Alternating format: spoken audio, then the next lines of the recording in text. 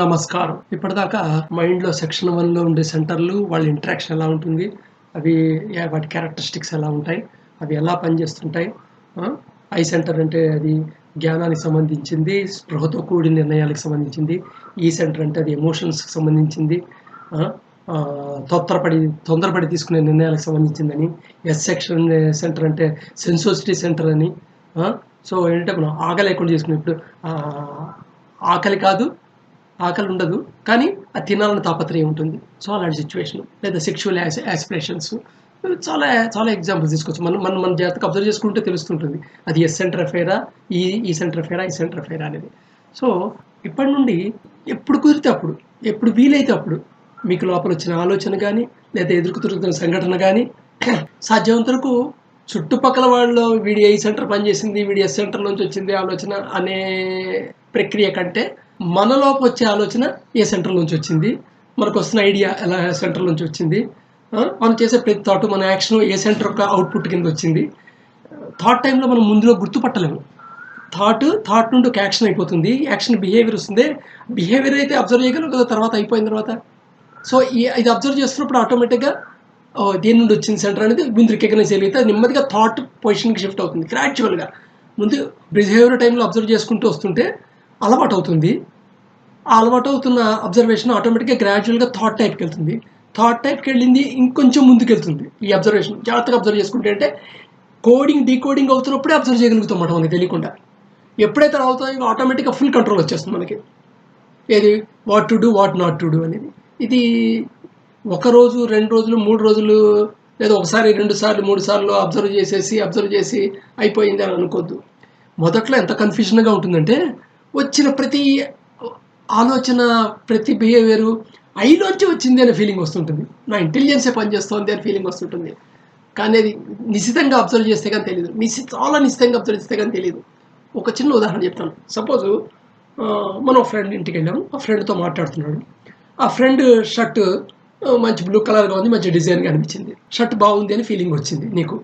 ఇది I centre నుంచి వచ్చి ఉంటుంది. కానీ ఇంకా జాగ్రత్తగా అబ్జర్వ్ చేస్తే దీంతో పాటు అలాంటి కలరో లేదా ఆ డిజైన్ నియర్గా ఉన్నదో నీ షర్ట్ కూడా ఏదో గుర్తుకొస్తుంది. ఇది ఎక్కడి నుంచి వచ్చింది? మెమరీ నుంచి వచ్చింది. మెమరీలోంచి ఆ నీ యొక్క షర్ట్ కూడా ఎందుకు గుర్తు రావాలి? వాడి షర్ట్ చూడంగానే వాడి చొక్కా చూస్తే నీ చొక్కా ఎందుకు గుర్తు రావాలి? సో నీకు తెలియకుండా 1% జెలసీ అనమాట. ఇది జెలసీ కింద కన్సిడర్ చేయం మనం. ఏంటంటే ఎంతో ఏదైనా ఎక్స్ట్రీమ్ అయితే కానీ దాన్ని చెడు కింద చూసుకోం. చెడు కింద అనుకుంటాం, పర్వాలేదులే అనమాట. పర్వాలేదులే అనే భావంతో వెళ్ళిపోతుంటాం. బట్ జాగ్రత్తగా అబ్జర్వ్ చేస్తే ఆ జెలసీ ఫ్యాక్టర్ అన్నమాట. అది ఇంకొంచెం జాగ్రత్తగా ఆలోచిస్తుంటే ఏమవుతుందంటే నీ ఇంకో షర్ట్ ఏదో వస్తుంది, ఆ షర్ట్కి వాడి షర్ట్కి కాంపిటీషన్ పెట్టుకొని నీ మనసులో నీ షర్ట్ని విన్ కూడా చేసుకుంటావు నువ్వు ఆ టైంలో. సో ఇలాంటి మైన్యూట్ ఆస్పెక్ట్స్ మొదట్లో తెలియవు. మొదట్లో అన్ని ఇంటెలిజెన్స్ సెంటర్ నుంచి పనిచేస్తుంటే ఫీలింగ్ ఉంటుంది వాడికి. బట్ జాగ్రత్తగా అబ్జర్వ్ చేయగా వస్తుంది. ఇది ఇన్నర్ జర్నీ అని చెప్పాను నేను. అనుకుని జర్నీ టువర్డ్స్ సెల్ఫ్ మనం జాగ్రత్తగా అబ్జర్వ్ చేస్తుంటాలి. అది ఫ్రీక్వెన్సీ పెంచుకుంటాం ప్రతి థాట్. ఎప్పుడు కుదిరితే అప్పుడు. సామాన్యంగా మనం చేసే అన్ని పనులు కాన్షియస్గా చేయం, కొన్ని అన్కాన్షియస్గానే అయిపోతుంటుంది. అనకూడదు కానీ 90% అన్కాన్షియస్గా, రొటీన్గా, మొనోటనస్గా, మెకానికల్గా అయిపోతుంటుంది జీవితం. బట్ కాన్షియస్గా కొంత పీరియడ్ ఏదో జరుగుతుంటుంది కదా, అప్పుడు అబ్జర్వ్ చేయండి. లేదా ఎప్పుడైనా ఖాళీగా ఉన్నప్పుడు దాన్ని అబ్జర్వ్ చేయండి. ఇనిషియల్గా మటుకు జనరల్గా మనం చుట్టుపక్కల చుట్టానికి టెండెన్సీ ఉంటుంది. అట్లీస్ట్ టీవీ సీరియల్ ఏమైనా చూస్తున్నప్పుడు ఇది ఇంప్లిమెంట్ చేయండి. చుట్టుపక్కల వాళ్ళ బదులు టీవీ సీరియల్లో క్యారెక్టర్స్ని ఇన్వాల్వ్ అయిపోయే బదులు ఆ క్యారెక్టర్లో ఏ సెంటర్ పనిచేస్తుంది, ఏ సెంటర్ ట్రాన్స్మిట్ చేస్తున్నాడు డైలాగ్లో, దానివల్ల రెండో క్యారెక్టర్ ఏది ఉందో అది ఏ సెంటర్ ట్రిగరింగ్ అవుతుంది. సో ఇవి ఒక కాన్స్టెంట్గా ఇది కూడా కథ ఎలాగో ఫాలో అవుతాం. ఇది అబ్జర్వ్ చేస్తే మీరు దాన్ని అతుక్కుపోరు, ఇన్వాల్వ్ గారు. ఆ క్యారెక్టర్స్ మన మెమరీలో ఒక భాగం కింద అయిపోవు, ఉంటాయి అంతే. బట్ కానీ మెమరీలో మన పర్సనాలిటీని, మన ట్రైట్స్ని, మన ఆలోచనని ఇన్ఫ్లుయెన్స్ చేసే కింద మారవమాట. సో ఇలాగా ఇది అలా ప్రాక్టీస్ చేయాలి. ప్రోలాంగ్ ప్రాక్టీస్ చేస్తుంటే మటుకు కోడింగ్ డీకోడింగ్ అవుతున్నప్పుడే సిగ్నల్స్ ఇంటెన్సిటీ తెలిసిపోతుంది మనకి. రైట్, ఇది ఎక్కువ ఉంది అని. ఎంత ఉంది అనేది తర్వాత తెలుస్తుంది. ఇంకా ప్రాక్టీస్, దానికి ఏం చేయాలని తర్వాత చెప్తాను. ఈ బొమ్మ చూడండి. ఈ బొమ్మను చూడంగానే మీకు ఏమున్నాయి అని అడిగామనుకో, తక్కువ 2 ట్రయాంగిల్స్ ఉన్నాయని చెప్పేస్తారు. నిజానికి అక్కడ ఉన్న ట్రయాంగిల్స్ కాదు, 3 సర్కిల్స్, వృత్తాలు ఉన్నాయి. ఆ వృత్తాల్లో 3 సెక్టర్లు కట్ చేసి ఉన్నాయి. ఆ అలాగే 3 వి షేప్వి ట్రయాంగిల్ యొక్క కోణాలు ఏ ప్లేస్లో ఉంటాయో ఆ ప్లేస్లో పెట్టున్నాయి. కానీ మీకేం కనబడింది? 2 ట్రయాంగిల్సే ఒక దాని మీద ఒకటినట్టుగానే కనబడుతుంది. సో ఏంటంటే ఉన్న విషయాల్ని మన మైండ్లో ఉన్న విషయంతో కలిపేసుకొని ట్రయాంగిల్ అనే ఫిగర్ ఆల్రెడీ మన మెమరీలో ఉంది. సో అది కలిపేసుకొని ఈ ఫిగర్ యొక్క అర్థం అలా మనం అర్థం చేసుకున్నాం అనమాట. అలాగే ఈ బొమ్మలో చూడండి, ఇది చూడంగానే 2 గీతలు ఇంటులాగా ఉన్నవి, 2 నిలువు గీతలు స్ట్రైట్గా ఉండే 2 లైన్లు, డయాగనల్గా ఉన్న 2 లైన్లు ఒకదానికోటి కలిపితే ఈ ఎక్స్ ఏర్పడిన ఫీలింగ్ వస్తుందే కానీ వంకరగా ఉన్న 2 వి షేప్లో ఉండే 2 లైన్లు జాయిన్ అయితే ఈ ఎక్స్ వచ్చిందే అనే ఫీలింగ్ రాదు. సో ఏంటంటే కంటిన్యూటీ అనే ఫీలింగ్లో ఉంటాం అనమాట. అంటే మనం ఏ భావంలో ఉన్నామో ఆ భావంలోనే కంటిన్యూ అయిపోతుంది. మన మూడ్ ప్రజెంట్ మూడ్ ఏముందో ఆ మూడ్లోనే అది అర్థం చేసుకోవడానికి ట్రై చేస్తాం అనమాట. ఈ బొమ్మను చూడండి, ఈ బొమ్మలో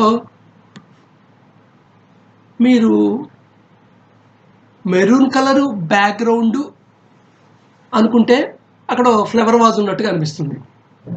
అది కాదు వైట్ బ్యాక్గ్రౌండ్ అనుకుంటే 2 మనుషుల మొహాలు ఒకళ్ళకొళ్ళకి ఎదురుబెదురుగా ఉన్నట్టుగా అనిపిస్తుంది. నిశ్చితంగా అబ్జర్వ్ చేయండి.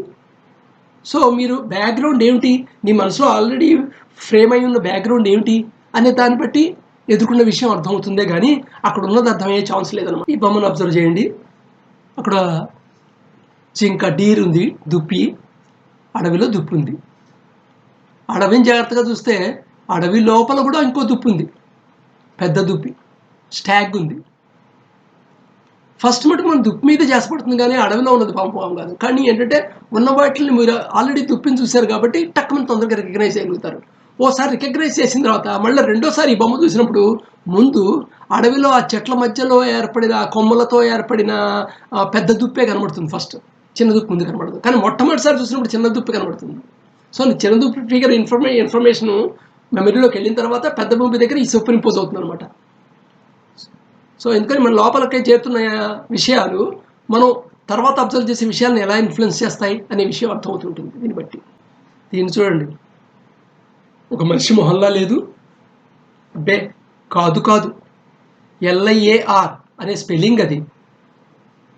ఇప్పుడు చూడండి, మీకు LIARలా అనిపిస్తుంది కానీ మనిషి మొహల్లా అనిపిస్తుంది. అబ్బే ఇది మనిషి మొహమే, LIAR కాదు, LIARలా అనిపిస్తుంది. ఇప్పుడు మనిషి మొహంలా అనిపిస్తూ ఉంటుంది. సరే మీరు ఎన్నిసార్లు మీరు ఏది అనుకుంటుంటే అదే కనబడుతుంటుంది అక్కడ. ఈ బొమ్మను చూడండి, బొమ్మలో బొమ్మ, 2 ముసలి వాళ్ళు ఎదురుబెదురుగా ఒకళ్ళని కూడా చూసుకుంటున్నారు. నిజమా? జాగ్రత్తగా చూడండి. ఒక అబ్బాయి టోపీ పెట్టుకొని గిటార్ వాయిస్తున్నాడు, పక్కన ఇంకో అమ్మాయి టోపీ మీద చేతులు పెట్టుకొని కూర్చుంది. అంతేనా? చూడండి, బొమ్మలో బొమ్మ, 2 బొమ్మలు. ఇక్కడ మీరు ఏది ఊహించుకుంటే అది వస్తుంటుంది. దీన్ని జాగ్రత్తగా అబ్జర్వ్ చేయండి. ఏదో రకరకాల అక్రమాకారమైన నల్లటి స్టిప్స్ అరేంజ్ చేసినట్టుగా లేదు. ఇంకేమన్నా అర్థమవుతుందా దీన్ని చూస్తుంటే?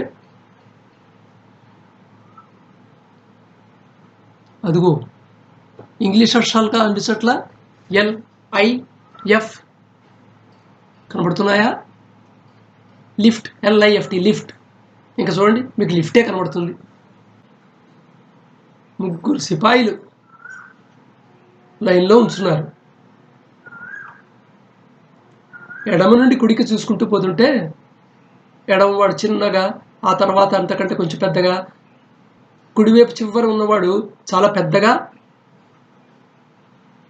పరిమాణంలో సైజులో అనిపిస్తున్నాడు. అంటే సైజులో ఓ చివరి వాడు చిన్నగాను, ఓ చివరిగా పెద్దగా ఉన్నాడు.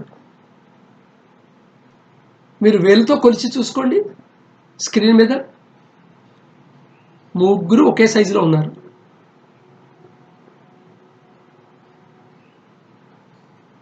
సో అంటే చుట్టుపక్కల ఉండే టార్గెట్ ఏదైతే అబ్జర్వ్ చేస్తున్నామో, మనం దేన్నైతే అబ్జర్వ్ చేస్తున్నామో దాంట్లో ఉండే రకరకాల క్యారెక్టర్స్ ఉంటాయే, రకరకాల లక్షణాలు, అవన్నీ నిర్ణయిస్తామన్నమాట అదేమిటో అనేది. యాక్చువల్గా అదేమిటి, ఒరిజినల్గా ఏమిటి అనేది లోపలికి వెళ్ళే అవకాశం తక్కువ. ఈవెన్ ఇలాంటి బొమ్మలే కాదు, మనుషుల విషయాన్ని మనం ఎస్టిమేషన్ వేయటంలోనూ, వాళ్ళ థాట్స్ను, వాళ్ళ ప్రవర్తనను అర్థం చేసుకోవడంలోనూ కూడా అలాగే జరుగుతూ ఉంటుంది. ఈవెన్ మన థాట్స్ మనం అర్థం చేసుకోవడంలో కూడా అలాగే జరుగుతుంటుంది. ఎందుకంటే మన మెమరీలో ఆల్రెడీ నిల్వ ఉంచిన మెటీరియల్ కూడా ఇలాగే భ్రమణ కలగజేస్తుంటుంది. ఇవన్నీ బొమ్మలండి, రకరకాల బొమ్మలు. ఆ బొమ్మ చిత్రకారుడు అలాగ నైపుణ్యంగా భ్రమ కలిగించేట్టుగా గీశాడు, అందుకని అలా ఉన్నాయి అనుకోవద్దు. ఇలా ఏదైతే భ్రమగా ఉన్నాయో మనం లోపలికి చేరుతున్న ప్రతి ఇన్ఫర్మేషను, మన జ్ఞానేంద్రియాల నుండి వచ్చే ప్రతి ఇన్ఫర్మేషను లోపలికి సేవ్ అయ్యే లోపల నుండి ఆల్రెడీ ఏవైతే ఉన్నాయో, మన జ్ఞాపకాల్లో ఉన్నాయో అవన్నీ వీటిని ఇలాగే మారుస్తాయి. ఉన్న వస్తువుని రకరకాలుగా మారుస్తాయి. ఒకప్పుడు అసలు వస్తువు నిర్మాణానికి, అసలు ఉన్నదానికి, నువ్వు అర్థం చేసుకున్న దానికి ఏమాత్రం పోలిక పొంతన ఉండదు. అలాగే లోపలికి వెళ్ళిపోతాయి, అవి స్టోర్ అవుతాయి. అలా ఏవైతే ఉన్నాయో అవి మళ్ళీ నీకు తర్వాత విషయాలు అర్థం చేసుకోవడానికి మళ్ళీ బేస్మెంట్గా ఉపయోగపడుతుంటాయి, బ్యాక్గ్రౌండ్ కింద ఉపయోగపడుతుంటాయి. మరి అందుకనే ఈ ప్రపంచం మిథ్య అంటారు. ప్రపంచం మిథ్య అంటే ఏంటంటే మిథ్య, విర్చువల్ అంటే ఏంటంటే ఉంటుంది కానీ లేదు. అద్దంలో మన మొహం చూస్తే ఉంటుంది కానీ అద్దంలో మొహం ఉందా? లేదు, కనబడుతోంది అంతే. విర్చువల్ ఇమేజ్, అది మిథ్య. సో మన ప్రపంచాన్ని ఏ అర్థం చేసుకుంటారో అదంతా మిథ్య అనమాట. అలాంటి మిథ్య అది ఏదైతే జ్ఞాపకం కింద లోపల క్రోడీకరించి దాచుకున్నామో బుర్రలో, దాన్ని బేస్ చేసుకొని నువ్వు అర్థం చేసుకోవడానికి ప్రయత్నం చేసావు అనుకో, మిథ్య పైన మిథ్య అవుతుంది అది. అందుకని ఫస్ట్ మనం అసలు చుట్టుపక్కలని అబ్జర్వ్ చేసేప్పుడు ఒక కంక్లూషన్స్ తీసుకుంటాం కదా, నిర్ణయాలు తీసుకుంటాం కదా, జడ్జిమెంట్స్ తీసుకుంటాం. జడ్జిమెంట్ అంటే ఏదో న్యాయ నిర్ణేత వాడు తప్ప రైటా అని చెప్పడం కాదు. ఏదైనా ఒక విషయాన్ని అర్థం చేసుకోవడానికి ఏదైతే ఒక ఆలోచన రూపంలో, థాట్ రూపంలో ఫైనల్గా కంక్లూజన్ ఏమొచ్చావో అది జడ్జిమెంట్ అనమాట ఇక్కడ. సో ఆ జడ్జిమెంటల్ ప్రాసెస్ అనేది పర్సెప్షన్ అంటారు.